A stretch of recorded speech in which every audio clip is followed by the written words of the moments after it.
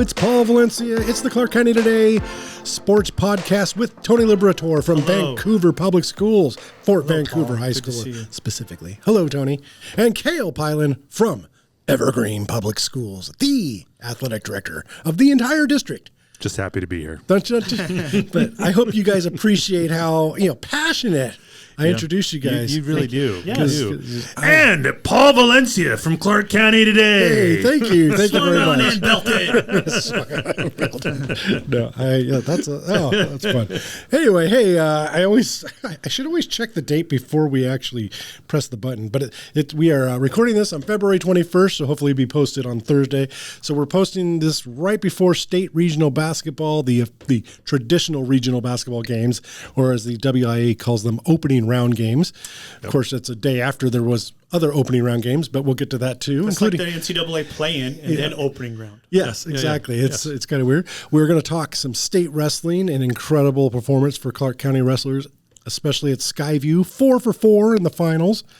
And we'll also, I know it's been a week and a half, but we'll recap some Super Bowl and some coaching decisions. It's like I think the NFC coaches were, hey, hold my beer. I can do something dumber than that.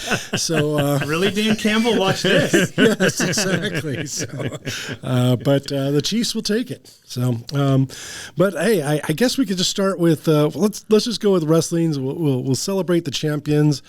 There were seven champions from Clark County. That seems like a lot. Since I've been at Clark County Today, I like to do what I call a chat with the champions. So when I'm interviewing 7 champions, the following week, and my story will post Thursday, we believe, on Clark County Today. It was a lot. That's a lot of chatting. It's a lot of chatting. So I did reach out, and I got to all 7 of them. 4 from Skyview High School. Jonas and Mason. I hope I don't. De Rogers, or it's DES Rogers. Yeah, and I apologize if I get the name pronunciation wrong. Owen Pritchard, who finished second last year, won this year, his senior year, and then JJ Shaneline. Yeah, and see, because I'm an old print guy, I know how to spell it, but I'm not sure how to say it. It's his second state title, so he's won back to back, and he's a junior, so he can come back to 3. Nice. There you go. Of course, at Prairie, you had Faith Tarrant. That's her 3rd consecutive state title. She's a junior, so she'll be going for a 4-peat next year, and she pinned every opponent again this year. I love that too. And then, Noah from is it Kamoya from Union, and then Nia Cassidy from Union. So congratulations to all of them. But just your guys' thoughts on Mac Classic itself and everything under the dome, and then Clark County getting all those champions. Tony? Sure. Well, Mac Classic it's a unique for Washington, and it's one of those great high school sporting events that's hard to replicate.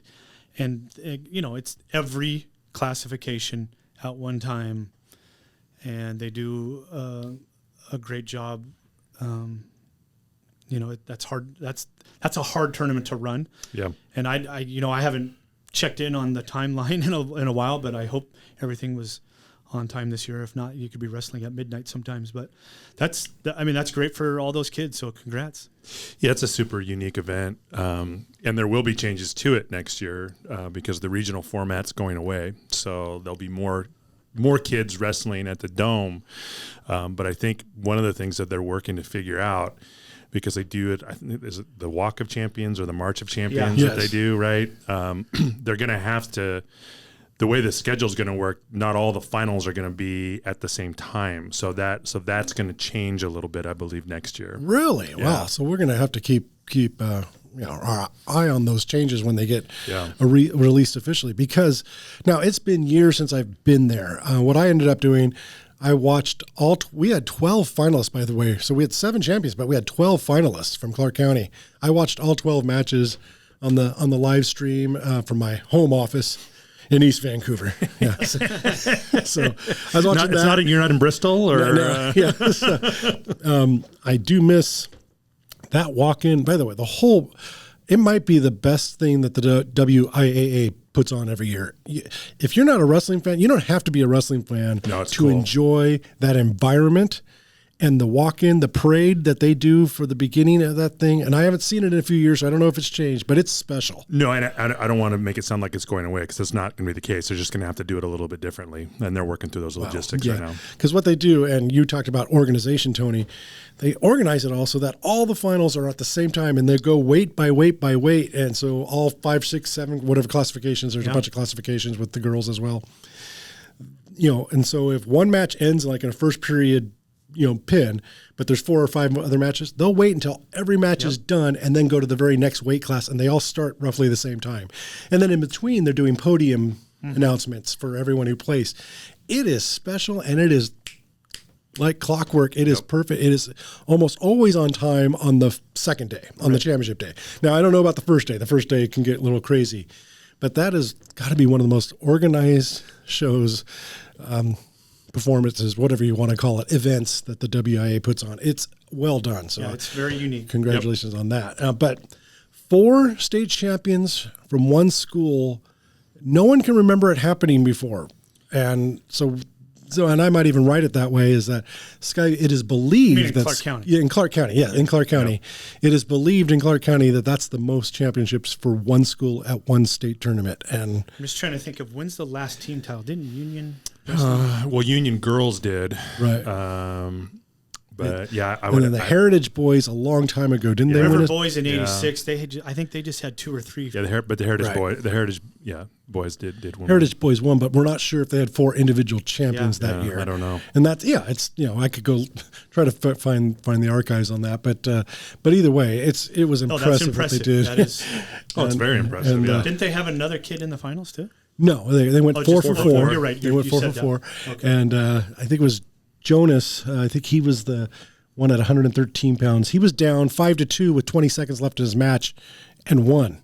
Takedown and a near fall in the last 20 seconds, maybe even the last 10 seconds. It was incredible. I'm sitting there taking my notes, going, okay, well, Clark County's not winning this one, and then boom, not so fast, my friends. Yes. Glad I didn't tweet that out. Looks like we're So, but next year. But it was but it is really a cool event, and I'd heard rumors before, but Cale's told me that no, he has not. You've not heard that Matt Classic is going to be moving from the Tacoma Dome. No, I think because I'd heard rumors that they might have to split it up into different areas, like some classifications here, there, whatever. I think what is on the table now, and I don't know that wrestling is going to be a part of that, but all of the state tournaments are going to bid. Mm-hmm. So the WIAA is taking a different approach with that. So I suppose theoretically that could have a venue change if somebody were to bid, and it would make financial sense to do that. But I had not heard that. No. Good. Tony, you haven't heard anything? I have not heard that either. Good. I just had heard some rumors about it. Possibly, there just some coaches were a little worried about. Well, the Tacoma Dome is getting more and more expensive. So, right. I mean, we talked a little bit last year with Mick about this. Even in regards to state basketball and whatnot. The city of Tacoma's kind of got to get that figured out, because there's a huge benefit to their commerce when those events come there. I mean, their hotels, their restaurants, they're all full. Absolutely. So it's a huge benefit. I would think the mayor of Tacoma would be like, no, we would like having these events here. We need to get this figured out. Right. It's Everything's more expensive, though. Actually, in fact, I saw some people on Twitter yesterday. We're gonna transition to basketball this way, but apparently for like state basketball, it's like $13 to go watch. Watch those play-in games, as if we call them that, for the 3A and the 1Bs, and. Of course, I'm one of those guys that it's like, do I know the price of milk? I'm one of the. Am I an elite? Am I elite because I'm a journalist? For high school sports, I guess I'm part of the elite that doesn't know what the little guy pays for, because I don't pay to go to high school events. I just sign up and. Right. So you've got your badge and it gets you in. Come on in, Paul. So I need to bring it down and talk to the little people. But I will say this. That's why Tony and I are here. Yeah, that's true. So you can talk to the little people. The little people. Yes. You guys are the man. You guys work for the government. So, but anyway, but no, seriously, that is a pretty high price for one basketball game. Yeah. As someone on Twitter pointed out, in a week when they're at the Tacoma Dome, you can pay $25 $4, $25, but you get every game of the day. Right. So for one game, $13, and the games go by so quick now. Oh yeah, with the new free throw rules. The new free throw rules, and they were quicker with the new timeout rules a couple, 5-10 years ago when they changed the timeout rules. The games got quicker. Now they're even faster with there's less free throws. These games get over quick, and but. Yeah. With that said, and this is not defending the WIAA or anything, I still think high school sports most bang for your entertainment buck for the most part. I mean, but it is getting a little more expensive. Tony, what do you think? Well, I was just thinking, 13, but we should do a breakdown. I'm not prepared to do it right now where that $13 goes. Yeah, and we still might be losing money. I'll be honest. Oh, okay, makes sense. No, right. There's everybody's getting. The WIAA is not immune to the financial crunch that everybody is. All schools are facing, and really the nation's facing. So, there's challenges there to make sure that the operating budget can be what it has to be, for sure. Got it. And then, of course, once they get to the, I always call them the final destinations in basketball. That sounds like a scary movie, but dun, dun, dun. Dun, dun. But you have the Yakima Valley Sun Dome for Class 1A and 2A. And Spokane, is it Spokane Arena where they do the B schools? And by the way, I hear that Spokane treats. It's like the NBA coming to town when the B schools come to Spokane. So shout out to Spokane. Every time I hear about Spokane in sports, I am just overjoyed because it sounds like this big city, because it is a big city. Oh, yes. It's big for Washington, but they treat high school sports like Vancouver, it's king. Yeah. Population-wise. Yeah. So I love Spokane. And then, of course, the Tacoma Dome for 4A and 3A. So, and we've talked about this many times. It's expensive to hold those things, which is why these tournaments are no longer 16-team double elimination, because that adds a lot more days and court time. And so now that's why we have the round of 16 games of the state. I call them state regional games at WIAA controlled sites, or at least sites that give them a good break, like community colleges, I think. But getting back to the final destination sites, I know that the WIAA at one point was also looking at adding Gonzaga in Spokane, and it's all fairly walkable from where the Spokane Arena is to where Gonzaga is, because I believe, at least at one time, I believe they still do, the old kennel. The old basketball arena is still there, so you would have these three sites. You could have really done some cool stuff. Wow! But Gonzaga wasn't able to get it figured out for them. I'm open-minded to almost anything. We're never going back to the 16-team double elimination in one site. I never say never. I was going to say never say never. Never going to say never, but that seems far-fetched. Unless somebody like the Tacoma Dome said, you know what, we're going to lower our price. Yeah, no, a huge amount of money, because we want the publicity. We want people coming to Tacoma. We want people coming to our event. State tournament formats in all sports are getting looked at, and I think one of the, and again, I'm not saying that this is going to happen, but one of the concepts, and it was actually gaining some pretty good traction before COVID, was doing a Final Four, like you would do 4 classifications together, and so that you would, and every game was a semifinal game. You do it over 2 days, and so all you're watching is semifinals and championship games. That might increase attendance as far as just from the average Joe fan showing up to watch. Right, and I think it's in Oregon they go. The final 8 at the Child Center for the big schools, but they do and they have a 32-team tournament, I think. I think you're probably right. And so they'll go 32 to 16 to 8. So that's what, 3 rounds, or maybe 2 rounds. And home sites, but they're at home sites, and it's not. It doesn't feel like state. Okay, whatever. But it's still a state tournament, and anyway, you got to win to get to the final destination. You got to get good. So, dun, dun, dun. So as we're talking about basketball, let's locally we had 2 games. This is, again, we're recording this on Wednesday. We had 2 home state tournament basketball games in Clark County. Yep. On Tuesday, and that's rare, and it's only happened in the last few years where we've had 20 team tournaments in Class 3A, and then I guess in 1B. Yep.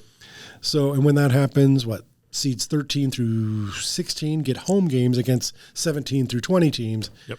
But it's an extra game that they have to play, but it is state. And so I went to Columbia Adventist Academy in Battleground on Tuesday night because it's one of the smallest schools in Clark County, and a state tournament game was being played there. And I just thought, that's a fun story to write about. And I was treated great. So hello to the Kodiaks. They won. And so they're playing Saturday night in the state regional game. But what's, and then Evergreen girls played a home game in Class 3A. Unfortunately for them, they lost, so their season's over. But Cale is Evergreen AD. What was it like to host a state playoff game in basketball? It was a good environment. Their student body turned out pretty well. The band was there, so I mean, it felt like a bigger home basketball game. It didn't feel like you were in the dome for that standpoint, but. I think those girls had a good experience last night. The 20-team entry bracket it can be debated as to what the merits of that are or are not. But yeah, I mean, they all got to say they got to play a state tournament game in their own gym, which was cool. Yeah. Right. Tony, your thoughts on? You didn't have a team from Vancouver Schools, team in VPS, but we do have some teams from VPS in the state tournament, Skyview and Columbia River, but not on the Tuesday games. But still, your thoughts on just I guess the bizarre is a good word. The 20-team tournament is bizarre, but it gives teams home games, and that's what it is. If we have one value we talk about on this podcast a lot, it's giving the kids the opportunities, and that's what it is. And again, I get it's not traditional, but Kel mentioned it twice in 2 minutes. It's giving the kids an opportunity to play a state tournament game. Right. That's why you play the whole season. Mm-hmm. And I get it. Okay, maybe overall record wasn't the best, but still, for their classification, they earned the spot. Got it. Now, this is why we have you guys on. You can correct me if I'm wrong when I say I'm trying to explain to our listeners why the 20-team tournament, because there's that many more 3A teams and 4A teams and 2A teams and 1A teams. So they actually get more allocations. And then when you do that, you got to figure out a way to get down to 16 by Friday or Saturday, everybody else. So that's how they do these Tuesday games. So I went to Columbia Adventist. Again, this small school. Last time I was at Columbia Adventist, their gym was so small. How small was it? I mean, there's the base, there's the sideline boundary, and then there's 3 or 4 feet, and then there's the wall. So people were either standing along the wall or on the stage. It's like an old elementary school or middle school thing. Now in 2019 they opened up a new gym. Well, of course I haven't been there. It's not like we don't cover a whole lot of B basketball in Clark County, and so I haven't been there. And it was so fun to be there. It's a nice gym, especially for the size of their school. And then the little bleachers that they had, completely packed. Kodiak fans. I saw someone who was a graduate from 1979 was there. The community showed up, and I thought, dang it, this is cool. That is cool. Win or lose, and then they ended up winning, and that just made it better. So for the home team, and so I enjoyed myself. And the reason I went to that game instead of the Evergreen girls is because this is crazy. How is Columbia Adventist one of the first teams in Clark County to host a state tournament game? And of course, Evergreen was also one of those teams, but they're a bigger school. And so anyway, best of luck to Columbia Adventist on Saturday. So that they're going to that leads us to the Friday, Saturday, and the regional games. And as you all know, if you're seeded 1 through 8, you play each other 8 versus 1, 7 versus 2. The winner goes straight to the quarterfinals in we'll call it the Tacoma Dome for 4A and 3A and Yakima for 2A and 1A schools. But the loser still gets to play. They just go to the round of 12. They'd have to go. Yep. They'll go to the dome, and they'll have to play one more game. Now, if you're seeded 9 through 16, you play each other 16 versus 9, 15 versus 10. And those games, the winners of those games go to the final 12 in the dome. So those are elimination games. So we've explained that many times over the last couple of years. But it's still weird to me, and I can't figure out what are we going to do, Cale, Tony? We got to figure out a way. You should not be able to lose a game in the state tournament and still win the state championship, and it seems to happen at least once a year in one of the classifications. Does it drive you nuts like it drives me nuts? Yeah, Cale? I don't like it. I don't know which would be better or worse, because you could lose a game and then you could still win the state title. I don't know if it would be worse if I was the team that had already beat you to have to beat you again. Oh gosh! Yes. Or is it worse that we lost to somebody else and then they go through the back door and we already beat them in the state. We beat the state champions in the state tournament, and they're the state champs. I mean, it just seems weird. It just seems weird to me. Right. Tony? Bracketology. That's all I'm going to say. Bracketology. That's it. It's like a wrestleback. Yeah. Yes. But even in wrestling, if you lose one match, you can't wrestle back and finish as a champion. What's another sport that has that equivalent? I was trying to think of, how when they have pool play sometimes in terms like World Cup or the baseball. That could happen. But that's still not what Paul is getting. No, there's still not a bracket. There's nothing else in high school sports where you can do that. Right. I know years in our state. Years ago, the College World Series, either baseball and softball. That's true. Yes. But then sometimes you'd have to but you have to beat them twice. You'd have to beat them twice. If you were the team that had already lost and came through the losers bracket, you'd have to beat the winners bracket team twice. Yes. But they're not doing that for basketball. But we bring this up. Camas has got a number one, and we're going to talk about how Camas getting that number one in a bit. But if they were to beat, I think are they playing Gonzaga Prep? I think in number 8. Yes. But let's say they beat them, and then Gonzaga Prep comes all the way through, and they got to play each other in the championship game. That's just bizarre. If that happens, that's just crazy. Yeah. So I think, again, this is why I have you guys here. When they decided to do this years ago and turned it into a 12 teams at the final and the top 4 teams get the bye at the Dome, but they didn't want the 1 through 8 teams to have to go basically 2 weeks without playing or 10 or 12 days without playing after the bi-district tournament. Yeah. So is that why they're playing these 8 versus 1? Because 8-1, 7-2, they're all going to the Dome anyway. So is it just because they don't want them to have to wait 10 days? Because you could see the 4 teams straight to the quarterfinals. Then the Coaches Association really worked on getting – because, I mean, again, as a head coach, I can see it both ways. Right. You don't want to sit for 10 days coming into the – No. You don't want to do that. But – you should be able to look at a bracket and have it make sense to the average fan. That's a great one, Cale. And there's so many people are always confused as to what, why, how's this happen? Who are they playing? Right. And what does this game mean? What? So like it's confusing. Especially for one school. Like Columbia River, the girls are seated 7th?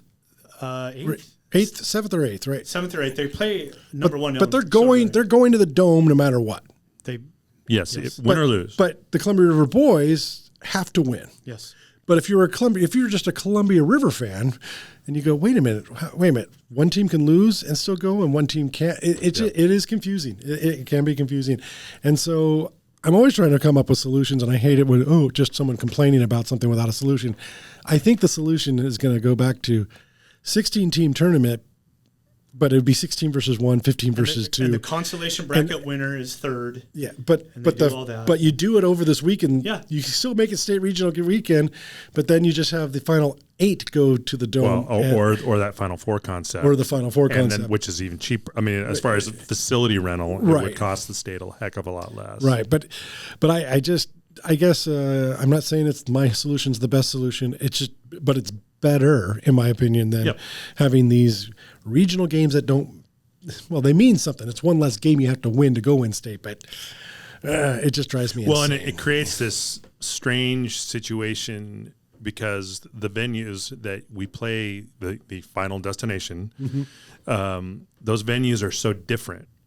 And so I've even heard coaches at times argue that the teams that have to play the first day that don't get the bye to the quarterfinals kind of have a little bit of an advantage because they've already shot on that backdrop and played in a different, which I think when I've heard that, I'm kind of like, yeah, but you would take the bye, every day of the week and twice on Sunday. But it does. I mean, because if your kids have not played in those venues, it's a very just different feel to what it's like to shoot the basketball. Yeah. To all of these athletes, all the boys, girls athletes are much better basketball players than I've ever been in my life, no matter what. But I used to like to play basketball a lot. But if I ever go like 3 or 4 months without playing basketball, and then the first time I get on the basketball court, I'm shooting a shot. Oh, that's a good swish, and I've overshot.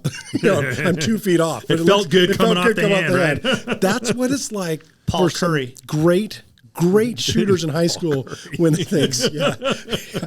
But some great shooters in high school have looked foolish, especially in the first half of their first games in the Tacoma Dome. Especially if you're not going against the curtain. When you're away from the curtain, I mean, there's no depth perception. I can remember seeing a couple of tournament games in the old Kingdom. And the Oh, same yeah. thing. Yes. And that was like, Yes. So yeah, it's real. It's not just psychological. It's not, or what? It's not one of those things where it's myth. No. I've been to too many tournament games and I've watched too many great shooters look really bad because they just could never figure it out. But once they figure it out, I think by Friday they're back to it's just whatever. It's just basketball, and some shots go in, some don't. But that very first game you play in, it matters. It does.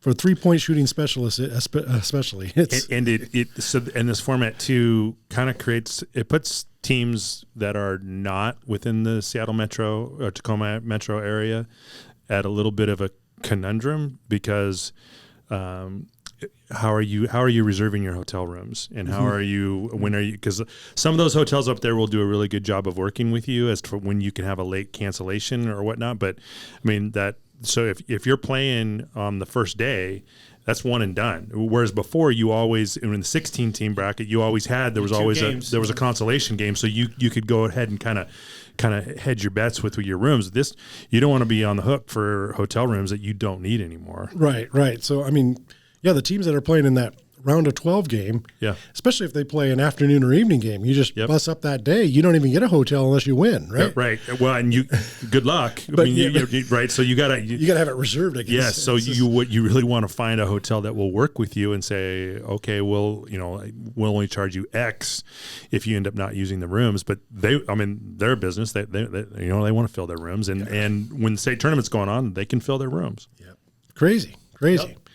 Tony, next year Fort Vancouver's going to state, right? Let's make that prediction. Well, I'll make hotel reservations right now. It's 1A, right? So we'll be 1A. 1A. So there you go. So you're going to Yakima. That would be the that's a good. Also, they do a good job as well. Oh my, I've heard good things about Yakima too. So, but all right, RPI. We predicted this a few weeks ago. We told Camas fans, don't worry about the RPI. And I explained why. You explained why. We explained why. I thought they were going to get a 2 or a 1. I believe they're the best team in Washington 4A, but 6 losses is 6 losses. It just sticks out. You don't see too many 6 losses. But as we noted, their 6 losses, 4 of them were to nationally ranked teams. And one was to Oregon's defending champion with one of the best players in the nation, and then they ended up beating that team the second time they played them. So they avenged one of those losses already. We knew, and they had not lost to a Washington team all season. So I knew that the humans were going to get this right. Well, and I think that's one of the advantages for us playing in the bi-district tournament because they were able to get outside of our league. And I mean, good point. They kind of handled that tournament. Right. Right. I think there was one game in single digits. Yeah. But so I think that spoke volumes when the seating committee was looking at that as well. Absolutely. So congratulations on Camas. I think they earned that. But Tony, your thoughts on that part of it? No, I was just thinking, the whole thing, and you had predicted it mainly like, the humans need to get it right. They did. Mm-hmm. And then Cale's point about I'm not always a fan of the 4A, 3A by district. We've talked about this before. It's like, welcome to our tournament. It's never a co-tournament, Yeah, that's true. That's right. It is what it is. And I'm not in day-to-day AD world, so I can say that now. But Cama's doing that as opposed to, they're not playing Skyview girls again, or they're not playing, right.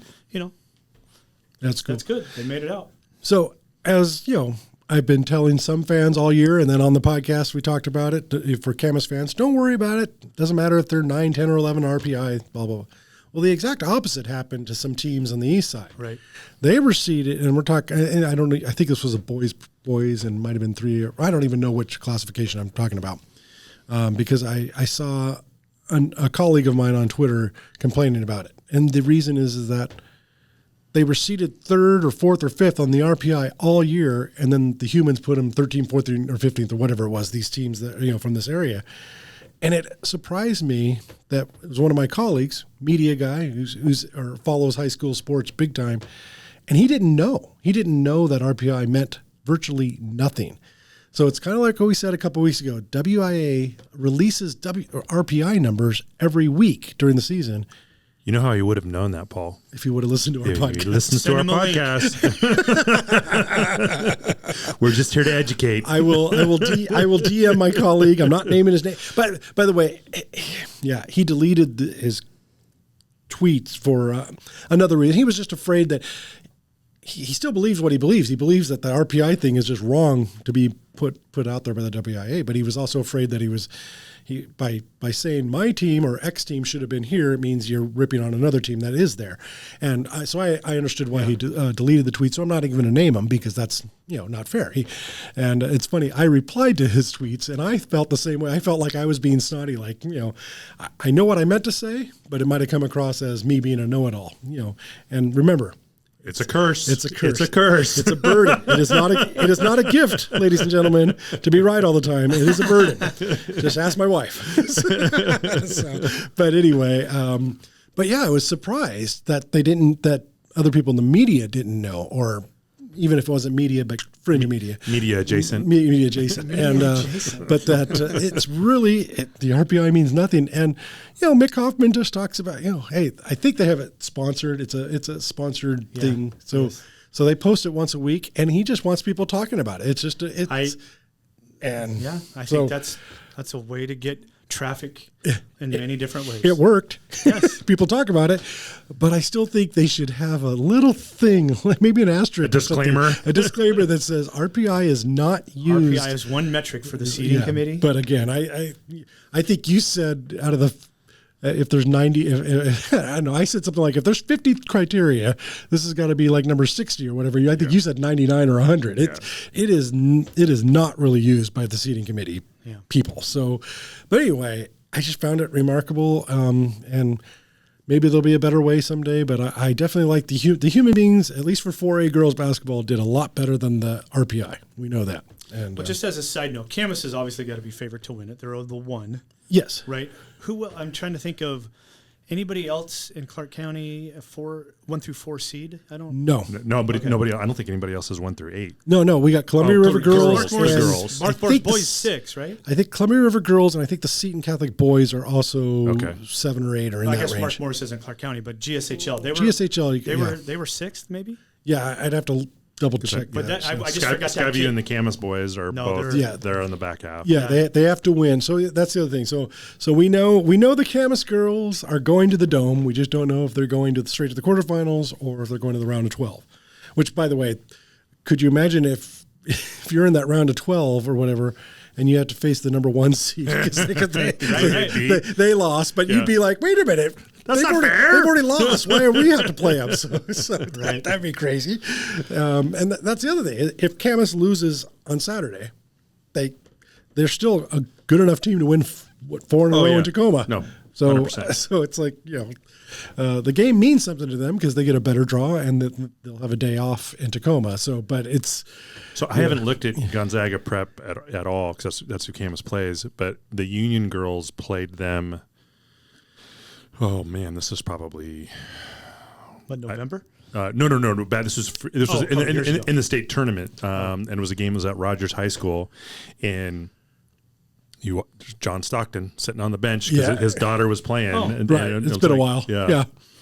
Cool. So I don't know how involved he is still with the program, but right. But no, and they're usually really good. So and anyway. So we got Camas. We know they're going for sure, and I expect them to be playing in the final game on Saturday. What is it, March 2nd? I think is the final night, and I think the 4A girls' tip-off is 5 p.m. Which means it'll be like 7, but yeah, exactly. I'm not trying to jinx anybody. It's not a jinx thing. They were, you can make a case they were the best team last year. They lost in the state finals to a team that had a better game and executed a great game plan. I'm not saying that, I think it was Eastlake outplayed Camas last year, but Camas was the best or second best team in the state all year last year. and they brought everybody back. So it's not a. I'm not trying to curse them. In the words of Denny Green, Paul, if you want to crown him, crown him. I guess I am. So, I don't remember that one. Oh, yeah. Yeah, you don't. I really don't remember. Usually it's Denny Green, right? Denny Green with coaching the Cardinals, and the Bears were supposed to be the best. Yeah. You want to crown him? You go ahead and crown him. The Bears were undefeated at that time. Is it also the same press conference? Like we knew who we. No, that wasn't. Yeah. We let him off the hook. Oh, yes. Yeah. Yeah. Oh, It's that one. You want to crown him? Crown him. Playoffs. But, we should do a coaching rant. Yes. So anyway, yes, I am crowning them. Well, I'm at least crowning them to Saturday night. How's that? Anything can happen once you get to the championship game. Anything can happen. So I want to get this clear. So Camas girls basketball crowned, Skyview football no chance ever. Right, according to Paul Valencia, I never said no chance ever. They can win it all. They can win it all, but they'll just always have one loss. Love you, Kais. I saw Kais yesterday, and so don't try to take it back now. No, I'm not taking it back. No, it's just funny. I was like, hey, I'm looking. Remember the Prairie girls basketball team went 10 years without losing a game to a Clark County team, to a Southwest Washington team. I thought it was longer, but I think it is. It might have been longer. But Al Aldridge, the coach, then he used to, you want us to lose, Paul. You want us to lose. Just admit it. I said, Al, it's a big story, win or lose. This incredible streak continues. Keep it going, or someone gets you. Or whoever gets you, that's going to be a big deal. And I wasn't even at that game. I was at another event because it was the district tournament then. It was Camas girls beat Prairie. I think it was Camas girls that beat Prairie, and so another journalist was at that game because I was at another tournament. So it was funny. So Al and I laugh about that, and I've always said it's the same with Skyview versus Camas football. It's the biggest game of the year in that league. No offense to Union or Battleground right now, but right now it's the biggest game of the year. And Camas has had their number. And I will tell Skyview players and coaches, it's still a great big game, and it's a great story. It's a huge story no matter what. Either Camas is going to continue this streak.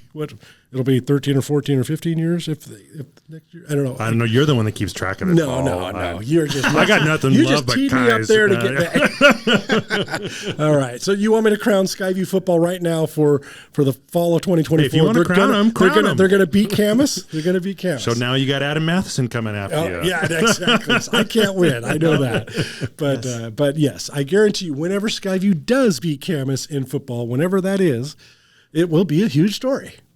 Right? Sure. So the streak is broken. Boy, oh my gosh, Cale's throwing me under the bus. No, Tony, I'm just Tony, have you ever thrown me under the bus? I didn't throw you under the bus. Podcast. Not on the podcast. That's great. So somebody has to be the conscience of this podcast. That's Come on. right. That's right.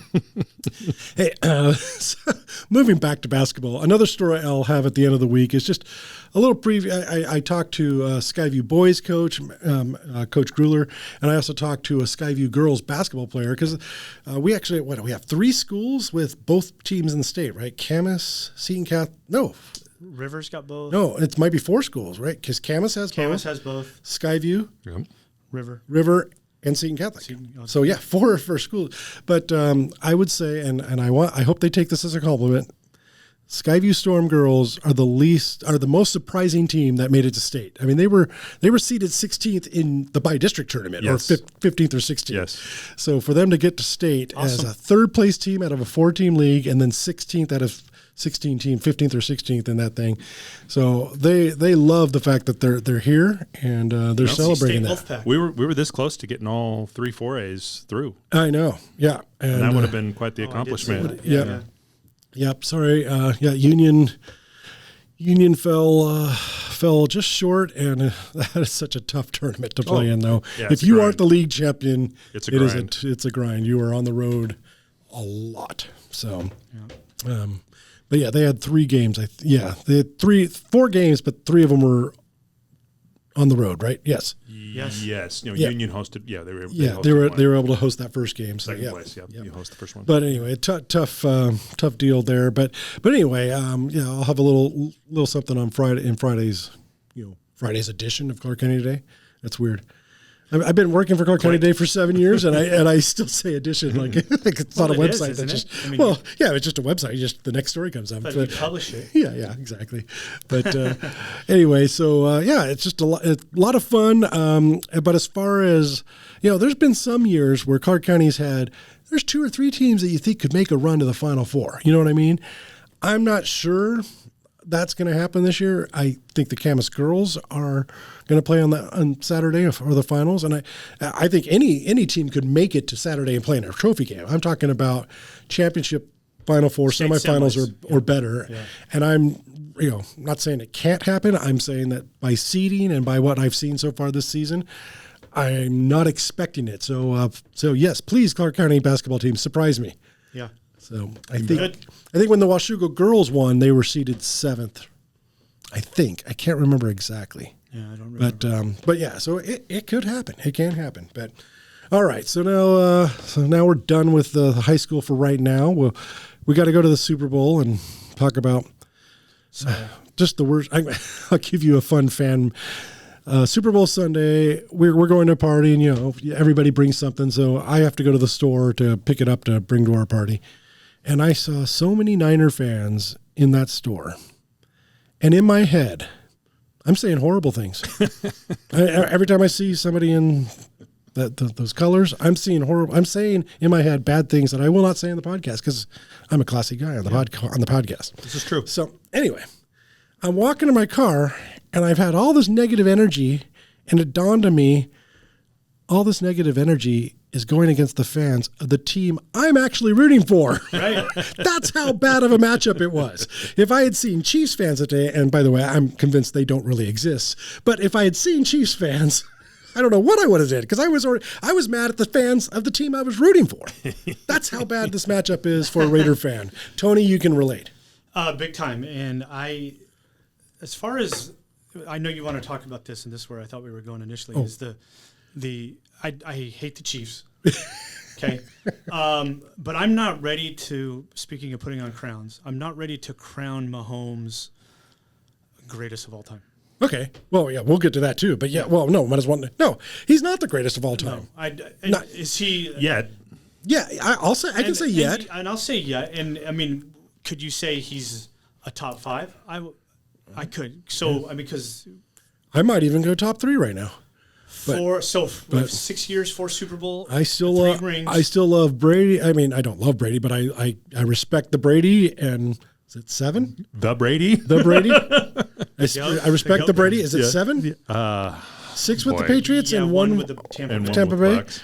And then Joe Montana was 4, only 4, but it was 4 perfect Super Bowls. I was gonna, and that's kind of and I know that's a nostalgia memory for me. I mean, I'm not a huge Niners fan, but the way the Niners played in those Super Bowls, I mean, they dominated. What is he? 13 touchdowns and no interceptions in the Super Bowl? Yeah. I mean, Mahomes throws a super interception.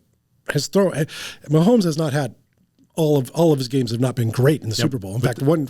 So. But the crazy thing with Montana, the NFC title game, the catch game. Yeah. I think he threw 3 picks in that game. Oh yeah, maybe 4. And that led to his first Super Bowl. Yes. So So he did not play well in that game. Now everybody remembers the catch, right? But they don't remember all the picks, right? But and I think and then Tom Brady I think threw 3 picks in the NFC Championship game when they still beat the Packers, I think, to go to the Super Bowl with the Buccaneers, and then they crushed the Chiefs. But anyway, then Cale's on the other side of this fandom because, well, he doesn't really care one way or the other with the Chiefs. He cannot stand some team that plays in the Niners division. I won't even say their name for you. Okay, Cale, your thoughts on the Super Bowl? And well, yeah, I mean, I really appreciate Kyle Shanahan and all the decisions he made down the stretch of that game, and I think I talked about it here in our last podcast, and I know this from personal experience with the Seahawks, losing a Super Bowl in dramatic fashion. It's a very real hangover. I mean, they've already fired their defensive coordinator. Right. So, I mean, anything that's going to create a little turmoil down in Santa Clara, not San Francisco. Yes. I'm all for. That's true. Fired the DC that held Mahomes to 19 points in regulation. So, right. So, so I we had so much fun at Dan Campbell's expense last time. This isn't as bad as Don Campbell. Or what is it? Dan Campbell. Dan Campbell. This wasn't as bad, and they made it to overtime. But then the coin flip happens, and to me, it's a big sign. It's a really big sign when your guy says we want the ball, and the other team is celebrating that decision. Patrick Mahomes ran to the sideline. They took the ball. They're laughing. They're laughing at the Niners. Now, Bill Barnwell from ESPN, I love him. He's an analytics guru. He had a story this week that said it wasn't as bad of a decision as you think, and he had so many reasons why, and that it is a brand new playoff format. It's never been done before, and getting the ball third does have some advantages. Now, we know that there never would have been a third possession. Yeah. Well, that's not true. The Chiefs would have gone for 2. The only if thing the Niners would have scored a touchdown. Yeah. Yes. Oh, they'd already said that. They already said that. They knew. They had talked about this all the way back in training camp. This was, oh my gosh. This is, I can't stand that I'm going to be praising the Chiefs right now, but Andy Reid, a guru, talking about in training camp in July and August, they were discussing the differences between the overtime and regulation and playoffs. Yep. And they went over all of what they wanted to do. If this happens, and this happens. Well, the Niner around the rosy play, huh? the Niner players had to find out the rules when they read it on the scoreboard at Allegiant Stadium. Here are the rules. That tells you who's playing chess and who's playing checkers. And that's a good point. That's a good coaching point. Right? 100%. And so, and things. So, like again, referencing the worst day in Seahawks history, the decision that was made to not run the football or to at least not run some sort of play action anyway. But players blamed coaches. Yes. For that decision. Well, it's hard to believe that if I'm a player in the Super Bowl and I don't know, like my coaches haven't talked to us about, like there's going to be a little fracture there how did we not know this? But here's the other thing: until that game, until the Super Bowl, anytime that there've been overtime in the NFL, regular season, overtime, whatever, even with the new overtime rules that were here just a few years ago. It was you always took the ball. Always. Yes. This is the first time in the history that you don't. I actually wondered if Kyle Shanahan forgot the new rule. And then in the time it took for him to lose the game, he comes up with this, I was worried about the third possession. No, you take a play away from your offense if you take the ball first on purpose. Yep. Let's say it's 4th and 5 from the 50-yard line. You're not going to kick a field goal. You're going to punt. You're taking a play away if you punt. Yeah, or you get in the field goal range and it's 4th and 7 or 4th and 4 was what they were. It wasn't 4th and inches where you still might go for it. It was 4th and 4. So you almost have to kick on 4th down. You totally have to right there. So yeah, you gave yourself 3 downs, right, and you gave Patrick Mahomes possibly the greatest of all time. We'll see. Yes. 4 downs. And it was 4th and inches on the very first. Yeah. It was 4th and inches from the 29-yard line, and they're down 3, so they have to go for it. There was no thought. Now, I think if the Chiefs got the ball first and it was 4th and inches from their own 29, they're probably going to go for it anyway. Yeah. But if it's 4th and 5, they're punting. They're taking it. Yeah. So I will always believe you take a play away from your offense if you take the ball first. No, it's like getting back to Colorado, the University of Colorado this year with Dion. He did it twice in overtime where he took the ball first. Right. Like that's football malpractice. Right. I mean, and it is worse in college. But again, there is that element of a third possession. But this is why, Tony, you hadn't heard yet, but the Chiefs had said that if the Niners scored a touchdown, they were going to obviously have to score a touchdown, but then they were going for 2. There was never going to be a third possession unless the Chiefs kick a field goal. Correct. So, and it's because there it is, analytics again. You have a 52% chance of winning the game on a 2-point conversion, and otherwise you have to give them the ball back. If you give them the ball back, you are now at 35% chance winning because then they only need a field goal to win the game. Yeah. So the Chiefs had already figured out, but they figured this out in July, and their players knew it. And I love that. Yeah. As much as I can't stand the Chiefs as a sports fan and a Raider fan, I can't stand. So I have that sports hate. I still can respect it and go, oh my gosh. And their players, it's on NFL films.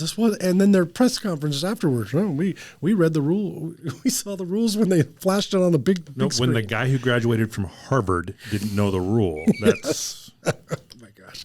So I only wish the roles were reversed so I could make more fun of the Chiefs than the Niners. But hey, that's my at least a little bit of nugget of comfort in that I am looking forward to the 49ers week 1 in regular, of 2024.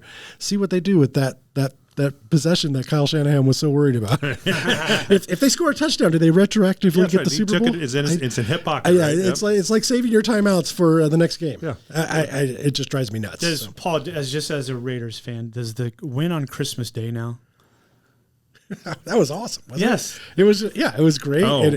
It probably gave Antonio Pierce the job. But it also is going to get you plenty of flags this year because of the Patrick Mahomes rule. Well, the funny thing is, they brought that up today. The funny thing is that we destroyed Patrick Mahomes on the sideline the first game we played this year in Vegas, and it was so bad that Max Crosby went up to Mahomes and said, "Sorry, bro," because I can't remember which Raider it was, but he just crushed him out of bounds. And I mean, it's rare when your own guy when your own teammate is apologizing for you. You might apologize later, but he was on the field and he said, "I'm sorry about that, man." Because it was, and it was rightfully called and all this stuff. But I think it was more what Antonio Pierce was doing. I think he was just saying, "Yeah, we're going to make sure that if we're a couple feet from him, we're gonna slap his hand," which is Max Crosby does that to every quarterback. Yeah. Just happens to be Mahomes, and it's something to talk about in the offseason. I don't think we're going to have a bounty on Patrick Mahomes, and also his record against us is so dang good, and everybody else. But we've tried tackling him a lot of times, and he and a lot of times he just makes us look silly. So yeah, I hope he goes down, and I hope he goes down hard. But I don't want him injured, but I hope he goes down hard a lot. But I don't think what Antonio Pierce was saying is that we're trying to injure Patrick Mahomes. Right. But that was a fun game. The back-to-back defensive touchdowns, and I was that was a nice Christmas present. So good times. But anyway, hey, here we go. We've done 50 minutes again, and I hope it wasn't boring. It was never boring for me because I love this stuff. Good deal. Cale, Tony, let's see. We'll try this in a couple of weeks. By then, we'll know who's the state champions in basketball, and we'll be talking. Maybe heck, if all goes well with Camas, maybe we'll bring in a guest from Camas. Yeah, perfect. We'll see about that. Hey, thanks a lot, everybody. Tony, Cale, you guys have anything to say? No. Be safe out there. Be safe. Take care. Take care, everybody.